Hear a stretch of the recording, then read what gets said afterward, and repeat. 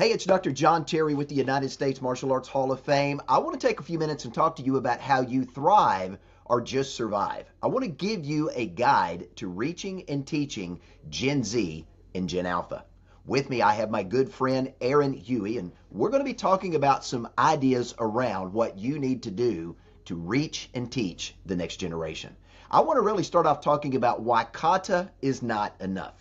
You need to understand that Gen Z and Gen Alpha need a different type of discipline.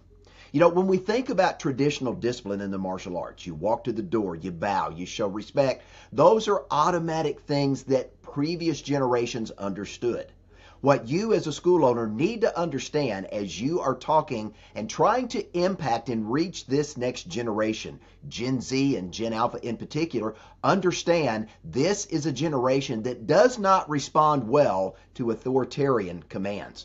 If you're going to say you must do this or you must do that, you may run into a scenario that they don't want to have anything to do with your school.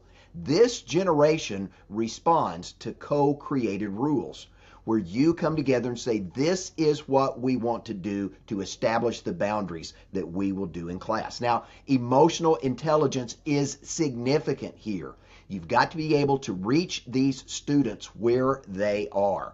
You cannot use the old bullying, fear-based tactics that worked in the past, or you're going to be unsuccessful. So the goal is to link discipline to empowerment. We want to guide them on a path so that they feel empowered and have the opportunity to step into the greatness of who they are.